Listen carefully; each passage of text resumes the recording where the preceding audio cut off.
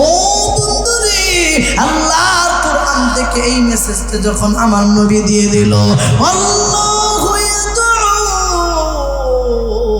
ইলাল জান্নাতি ওয়াল মাগফিরাতি বিইذনিহি ওয়া ইউবাইনু আয়াতিহি লিন-নাসি লাআল্লাহুম ইয়াতাযাক্কারুন। জোরে জোরে বলা যায় না মুসলমান? আল্লাহু আকবার। আল্লাহ ডাকতে বললেন, নবী গো,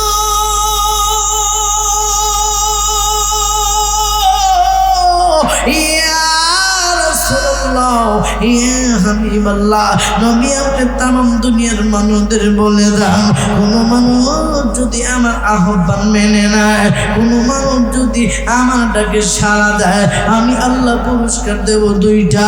এক নম্বর পুরস্কার, আমি আল্লাহ গুনাহ মাফ করে দেব। দুই নম্বর পুরস্কার, আমি আল্লাহ আমার নামায় জান্নাত দিয়ে ধন্য করে দেব। জোরে কোন সুবহানাল্লাহ, আর জোরে জোরে কন্যা মুসলমান সুবহানাল্লাহ। আমার মুসলমান বাবাজি, আমার বন্ধুগণ, এইভাবে যখন আমার নবী কোরআনের কথা বলে অন্যদেরকে জানায় দিতে থাকলো, বড় বড় বেঈমানদের মাথা নষ্ট হয়ে গেল, বড় বড় বেঈমানদের মাথা নষ্ট হয়ে গেল। ও বন্ধুরে, আল্লাহ যখন কোরআন থেকে এই কথাটা শোনা দেয়, ইয়াকা না'বুদু ওয়া ইয়াকা নাস্তাঈন, আরে মুসলমান বাবাজি, শিবচরের ভাইরা, হে আমার এই অঞ্চলের মা বোনেরা, গভীর মনোযোগ দিয়ে দিবেন, কোনো দিক নজর নাই। পৃথিবীর কোনো মানুষ যদি একটি অক্ষর তেলাওয়াত করে, তার আমল নামায় কিন্তু আমার আল্লাহ 10টি নেকি দিয়ে দেয়। উমর দাঁড়ায় গেছে, ওমর ডাকতে বলেন, নেতা ও, আমি পারবো মুহাম্মদের কল্লা এনে দিতে, বিনিময়ে কি আপনি 100 লাল উট দিবেন? হ্যাঁ, আমি 100 লাল উট উপহার দেবো। আপনি যদি এই কথাটা কাগজে লেখা দিতে পারেন না, থা আমি আপনাকে 100 লাল উট উপহার দেব। এই কথাটা যদি কাগজে লেখা দিতে পারেন না, থা আমি মুহাম্মদের কল্লা এনে দিতে পারবো। এবার মুসলমান ইমানদার আমার বাবাইরা, এবার কথা বলার পরে আবু জাহেল কাগজের ভিতরে লেখা দিছে, মুহাম্মদের কল্লা যে আনতে পারবে আমি তার 100 লাল উপহার দেব। উমর বলেন, আমি পারবো মুহাম্মদের কল্লা আনতে। এবার মুসলমান ইমানদার আবু জাহেল উমরের দিগায়, মুহাম্মদের কল্লা কাটবা, আব্দুল্লাহর বেটা মুহাম্মদের কল্লা কাটবা, সময় লাগবে কয়দিন? এবার ওমর ডান্নে বলেন, নেতাজি সময় লাগবে 3 দিন। ওই সময়ে কিতাবের লেখক লেখে আমার আল্লাহর নবী জনাবে নবী মুহাম্মদুর রাসূলুল্লাহ আমার আল্লাহর কাছে 2টা হাত তুইলা দোয়া করছিলেন, আমার আল্লাহর ডাক দিয়ে বলছিলেন, ওগো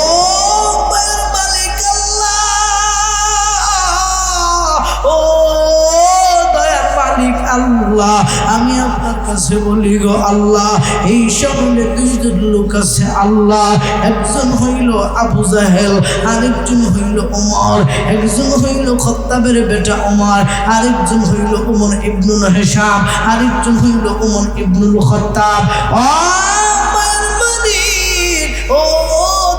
মালিক, এই 2জনের ভিতরে একজনকে যদি তুমি ইসলামের জন্য কবুল করে দাও, আমি আল্লাহর কাছে বলে দিলাম, আল্লাহ গো, তুমি যদি একজনের ভিতর একজনকে ইসলামের জন্য কবুল করো, আমি মুহাম্মাদের দ্বীন প্রচার করতে সহজ হয়ে যাবে। মুহাম্মদ দ্বীন প্রচার করতে পারবো, আমার কাছে সহজ হয়ে যাবে। আমার আল্লাহ রাব্বুল আলামিন জিবরাইলকে ডাকতে বলেন, জিবরাইল যারে যারে যা আমার নবীর গিয়ে বলো আমি নবীর দোয়া কবুল করছি। কিন্তু জিবরাইল আমার নবীর গিয়ে বলবা আমি আল্লাহর নবীর দোয়া কবুল করছি, কিন্তু আবু জাহেলের আমি আল্লাহ কবুল করি নাই। আমি আল্লাহ খাত্তাবের বেটা উমরকে ইসলামের জন্য মঞ্জুরি দিয়ে দিলাম। জোরে খন সুবহানাল্লাহ, আর জোরে জোরে খন না মুসলমান সুবহানাল্লাহ। এবার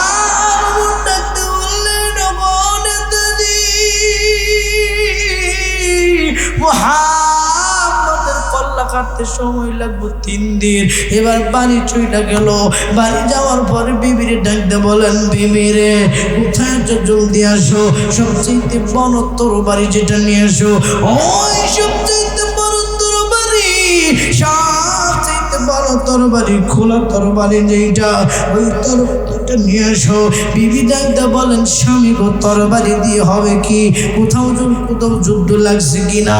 বিবিরে ডাকতে বলেন, না রে না রে না, বিবি কোথাও যুদ্ধ লাগে নাই, এই তরবারি দিয়ে আমি আব্দুল্লাহর বেটা মুহাম্মদের কল্লা কাটো। ওমরের বিবি ডাকতে বলেন, স্বামী গো আব্দুল্লাহর বেটা মুহাম্মদের কল্লা কাটবেন গো স্বামী। এই আব্দুল্লাহর বেটা মুহাম্মদ তো কারোর ক্ষতি করে নাই।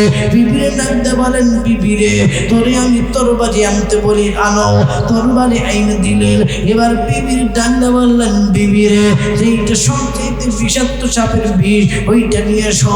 তরবারির এই পাশে বিষ মাখায়, ওই পাশে বিষ মাখায় আল্লাহর নবীর সাহাবী। তখন ওমর মুসলমান হয় নাই। ওমর এবার যখন বিষ মাখায়, এবার বিবিরে ডাকতে বলেন, বিবিরে আমি মুহাম্মাদের কল্লা কাটবো, 100 লাখ উপহার পাবো। এইভাবে যখন তরবারির ভিতরে বিষটা মাখাইলো, তরবারির ভিতরে বিষটা মিক্সার করে তরবারিটা রেখে দিল। বিবিরে ডাকতে বলেন, বিবিরে আমার শয়ন কক্ষটা সুন্দর করে সাজা দাও, আমি শয়ন কক্ষে শুয়ে যাব, আমি ঘুমিয়ে যাব। ও বিবি, সকালবেলা যখন হয়ে যাবে, প্রকাশ্যে মানুষের সামনে, প্রকাশ্যে দিবালোকে আমি মুহাম্মাদের কল্লা কাটো। জোরে জোরে কন্যা মুসলমান নাউজুবিল্লাহ। বলেন তো দেখি মুসলমান হায়াতের মালিক কে? আর একটু জোরে মুসলমান ডাক দিয়ে বলেন, হায়াতের মালিক কে?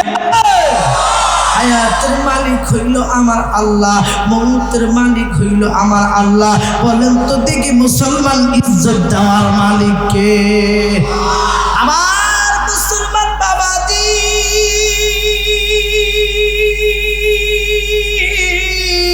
আমার মুসলমান বন্ধুগণ, এবার হযরত ওমর মুসলমান হয় নাই। এবার ওমর যখন ঘুমায় গেল, আমার আল্লাহ ডাকতে বলেন, ওরে জান্নাত, আমার আল্লাহ ডাকতে বলেন, ওরে জিবরাইল, আমার জান্নাত থেকে এমন একটা কেসি আছে, ওই জান্নাতের কুদরতির কেসিটা খবর দাও।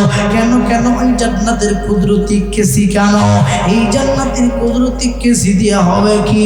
ও বন্ধুদি, জান্নাতের কুদরতি কেসি যখন খবর দিল, এবার জিবরাইলকে বলে দিলেন, জিবরাইল ওমরের মাথার দিকে তাকা, দেখো এত বড় বড় চুল, আমার নবীর সামনে যেহেতু যাবে, আমি যেহেতু ওমরের ইসলাম গ্রহণ করাবো, আমি যেহেতু ইসলামের জন্য ওমরের মঞ্জুরি দিয়ে দিছি, জিবরাইল ওমর নবীর কাছে যাবে, এত বড় বড় চুল নবীর সামনে মানায় না, জান্নাতের কুদরতির কেজি খবর দাও, যে এই কেজি ওমরের চুল কাটটা ছোট করে দিতে পারবো।